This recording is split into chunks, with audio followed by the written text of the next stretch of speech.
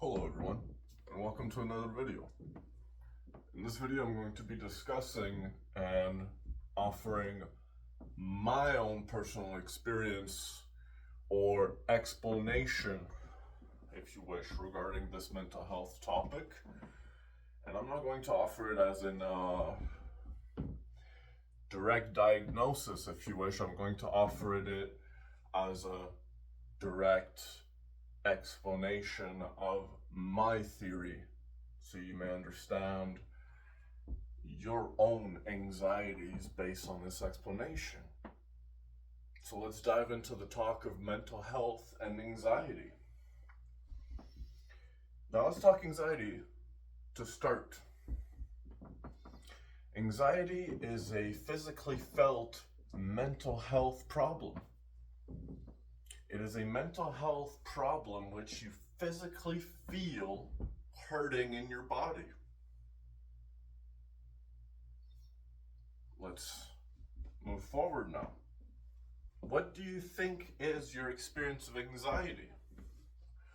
Would you say that sometimes when you have nothing to do and you're alone in your mind, that you feel like you're having,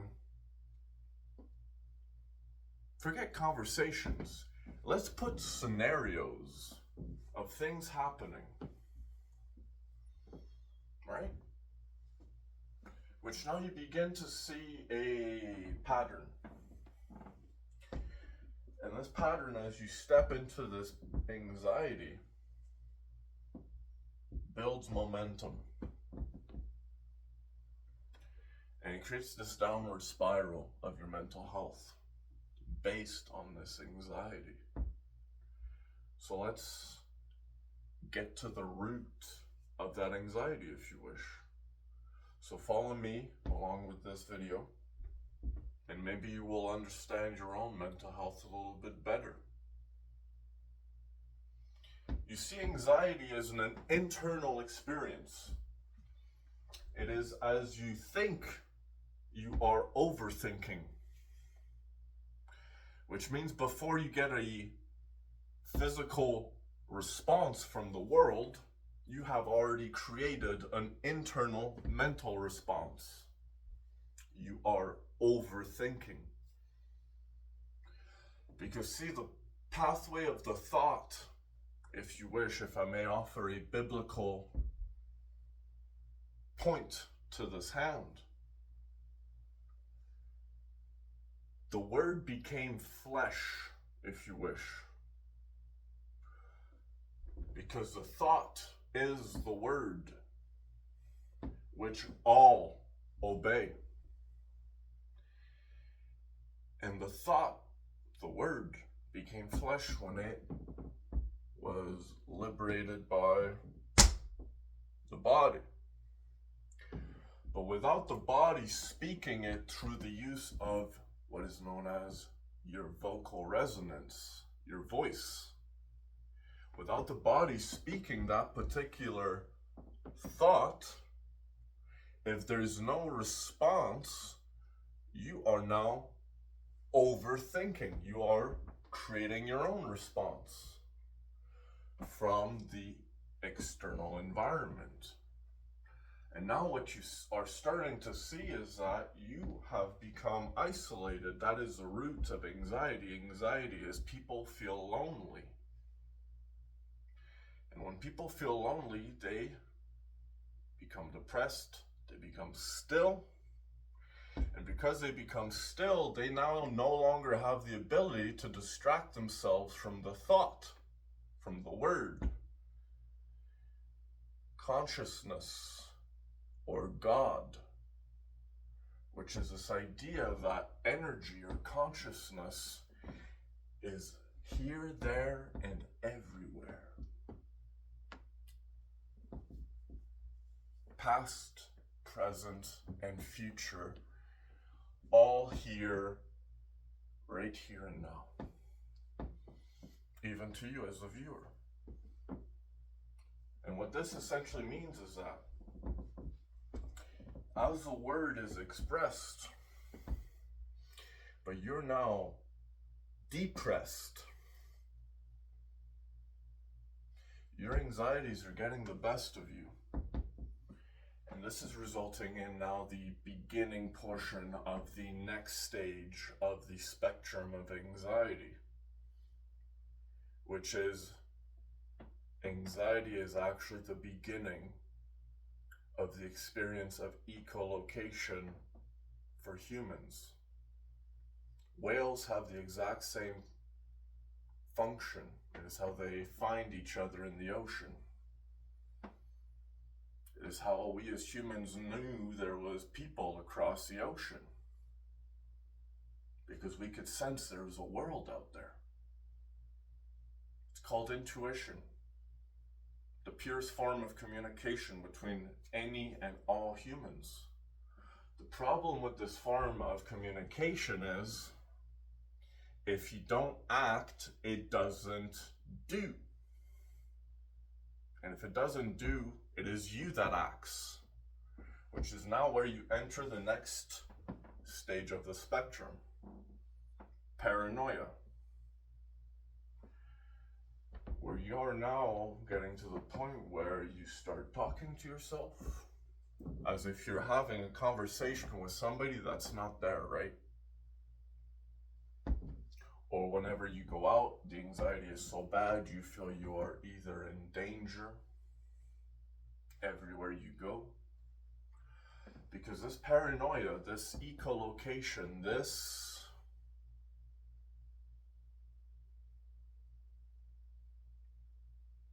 mental stimulation, this overthinking, this lack of doing, this depression, this anxiety has now resulted in you to be so deeply lost in here that not only do you feel paranoia from your beginning stage of your anxiety, but now from your paranoia you enter the next stage of that, which is schizophrenia, where you will literally act upon your thought, which is the idea, as an example. And I'm going to, for some of you that may be now thinking, whoa, that means there are some dangerous people out there, right? Well, let's get them medicated or sedated, or how about vegetated? Tasty. Not really. Especially broccoli, you have to boil it if you really want it to taste good. But that's kind of what we're doing. You see, there's a pathway in the evolution of the mind, which is the moment you introduce an external neurotransmitter source, such as a drug, marijuana as an example. As minor as it may be, it is still an external neurotransmitter that you are inducing and introducing into your system, which stimulates your mind. Which now, the more you stimulate that mind, the more you create that reality, the more you live in it. Addiction. And this is essentially the wraparound of it all, which anxiety is a root caused by a trauma that is essentially depressed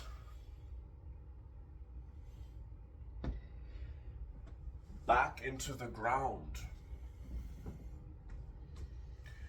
It creates a false problem. It's an artificial intelligence, a form, if you wish, a bio intelligence, which is where we get to the point of God now, and religion, spirituality, understanding the realm of spirit or the mind, and what it means to live in the body. But in terms of the points that I was going to make now, of that artificial implanting, which is what you're essentially doing the moment you introduce a drug into your system. It's an artificial inducing of a neurotransmitter. And what that's going to do is it's going to create a duplicate of the previous. So from the physical, the moment you introduce a drug now, and you change your brain's ability to process the physical reality, all of a sudden you create a duplicate and you enter the next reality, which is the mind, and you look up. And if that power is strong enough, you look high up enough that you essentially drop.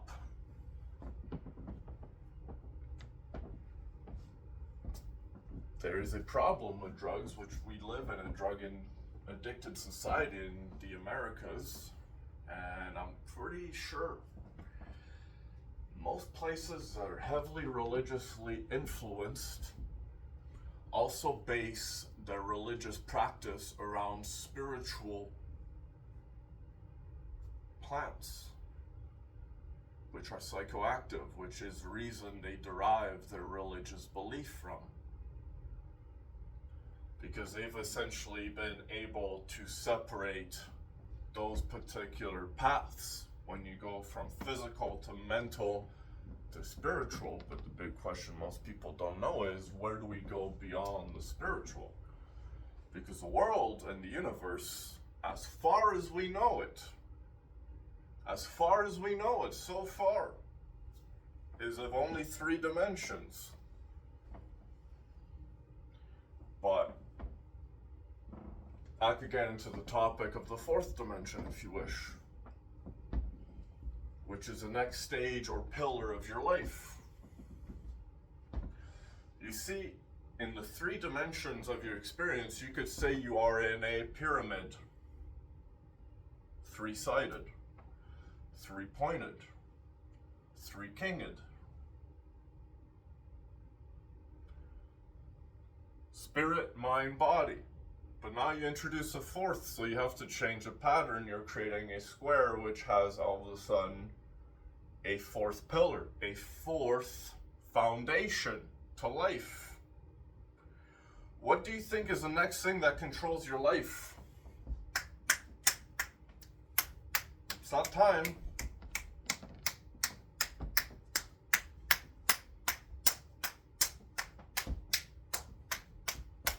What am I doing right now? Snapping, right? But I'm also tapping your bank card. How often are you tapping your bank card? Because let's face it, financials are the next pillar of life. It's the digital universe. We are entering a digital experience. And in this pillar, just as any other pillar, when you have nothing or are lacking in one pillar, all other pillars suffer as well. The foundation is weak.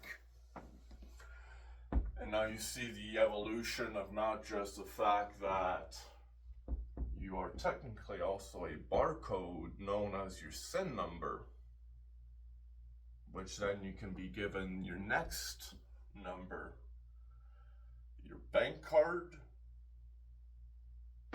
your ID, and all of these things result in a digital world where you are now existent in a file, a universe with everything they have about you downloaded into a new reality inside this one. Just as in your mind you are inside the physical and inside the mind is the spiritual, the next downward path from spirit to mind to body is on digital, where from inside the body, the physical, from inside the body, you are entered inside another re-replication of existence. And you can erase all of it from the digital. It's crazy to the extent we are willing to go for a digital number. Because let's face it, folks, I hate to break it to you. The number in your bank account that says is the amount of money you have is just entered. Okay, that's how much is in your bank account. Okay. They don't transfer anything physical. It's really just a number typed into a computer. And now when you go into debt, well, all they do is they just go, okay, here you go. We went tick, tick, tick, tick, tick, tick, tick. We typed so-and-so owes so-and-so us. So-and-so at so-and-so we're charging. And now you owe us so-and-so based on what? Tick, tick, tick, tick, tick. So-and-so said. And we are living in a world controlled by the digital. Look at you right now. You're in front of your phone watching me, aren't you? I exist on this phone. What are you thinking right now? It could be, what about the next Eminem rap song I'm about to drop, right?